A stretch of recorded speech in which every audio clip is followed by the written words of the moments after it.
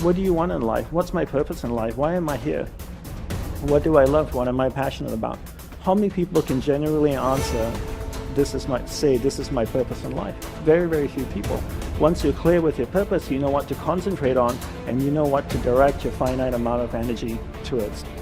If you're conditioned, it's because you have allowed yourself to become that. And if we conditioned ourselves to believe certain kinds of things, and one of the things that we kind of believe and hang on to and live with is this whole idea that all of the things that happened to me in my past are what are keeping me from doing what I'd like to do today. So we hang on to these things and we fill ourselves with blame. You have some options. Here you are exploring the variety of your environment and coming into alignment with who you really are, and then allowing all of that to flow through you too. So in every moment in time, you have the option of focusing in a way that increases and enhances your alignment and your joy, which causes you to resonate with everything you put into your vortex, or something else. There really are not so many other choices, are there? You can focus on a problem. You cannot have enough money and feel bad because you are attached to the money, or you can not have enough money and feel good as you're anticipating more coming. But the consequence or the circumstance of the money does not need to dictate to you how you feel. That is the problem with getting attached to something that you can't control, is that it leaves you like a puppet with no strings. It's about not putting your attachment in all the wrong places, not putting it in what is temporary, but putting it in what is steady. And then in that steady attachment or alignment, then you can just flow it to whatever is currently in your now, flowing through your experience. You can't give away what you don't have.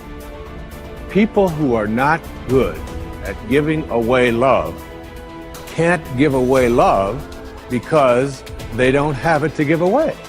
If I want to give you a dozen oranges, I can't give you those dozen oranges unless I go out and pick up 12 oranges someplace. Otherwise, all it is just empty rhetoric. And the same thing is true of virtually everything in your life. You can't give away love for others if you don't have love in here to give away. If what you have in here is contempt, if what you have in here is anger, if what you have in here is fear, then these are the things you're going to be giving away in your life. Every one of you are drawing a picture with your life. You're the artist. Your hands and your feet are the paintbrushes. And the choices and decisions you're making right now are the paint strokes. You can paint whatever picture you want to paint. You can become whatever you want to become. But your choices and decisions that you're making right now matter.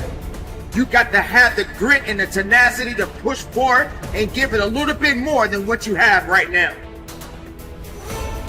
Don't wait for the perfect timing. The perfect timing is never going to come because there's no such thing as perfect. There's never going to be a day where you wake up and you're like, this is the perfect day for me to finally change. All the things have lined up. My inbox is completely clear. I have nothing to do today. There's no distractions. The kids are finally perfectly on their own. Oh my gosh, my husband or wife is finally perfect on their own. Everybody is healthy around me. Everything is just perfect. The day is sunny and bright. And oh my gosh, look at all this gold that just happened to appear in front of me. It's not going to happen like that. You need to say, okay, there is never going to be a perfect time, so you need to set a D-Day. Literally, a day in which you say, that's the day. And then you need to marshal all of your motivation, all of your ability to learn and develop skills as fast as you can before that day. But when that day comes, that's D-Day. That's the day that you go. That's the day that you quit. And that has to be a real date for you. I mean, mark it on the calendar. That's the day you quit the thing. That's the day you walk out. That's the day that you leave that situation that is not healthy or satisfying or good for you or your soul or the people around you. That you have to have that date. It has to be scheduled or you'll never do it.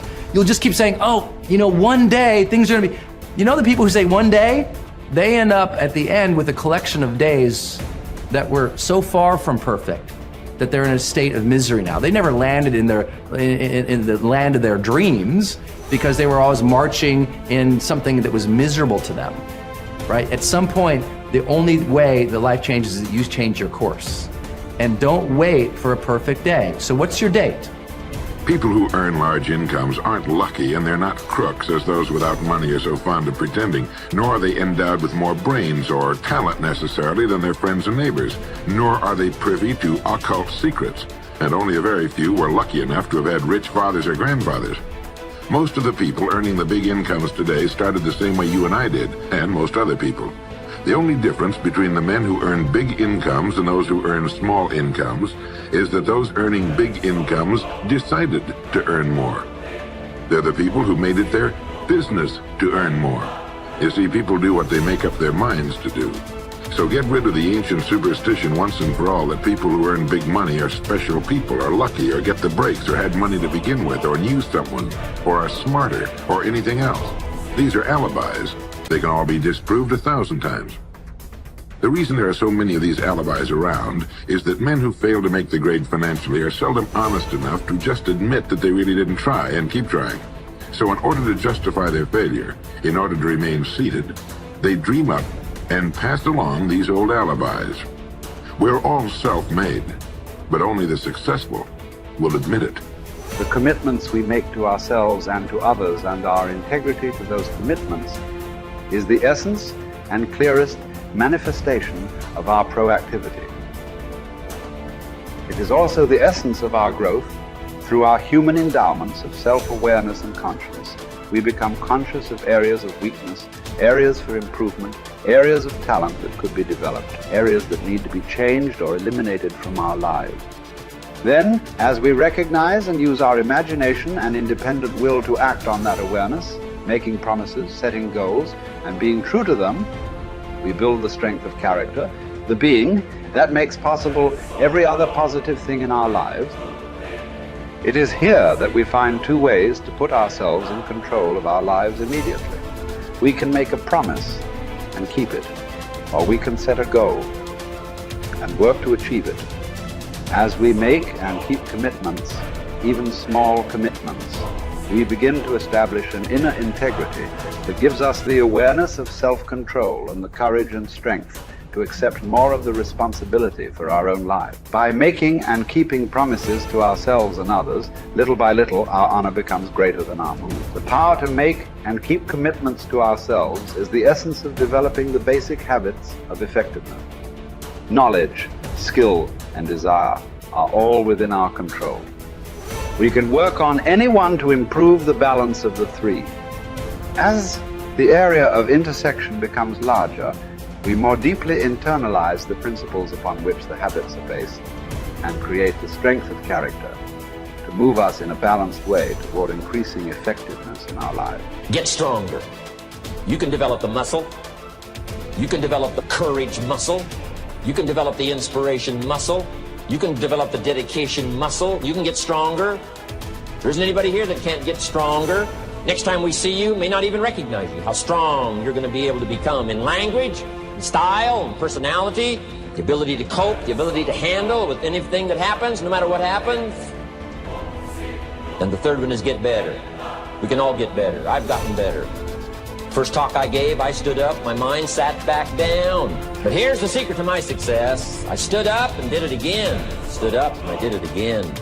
And I did it again, and I did it again all those many years ago. I did it when I was scared, and I did it when I didn't want to, and I did it when I was ill. And I did it when it didn't work well, and I did it when they didn't appreciate it, and I didn't a lot of times when I didn't know much what I was doing. I just did it anyway. And now all these years later, I'm asked to walk on this stage with the greatest introduction I've ever had, greatest response and welcome I've ever had, the greatest opportunity I've ever had to touch this many lives with a mixture of words and heart and soul. I got better. I got better day by day and week by week and month by month, and I'm asking you to do the same thing until you can develop a long arm and a long reach, until you can develop influence that won't quit. Touch people next year you couldn't touch this year. Touch people now you couldn't touch before. Conduct a meeting now you couldn't conduct before.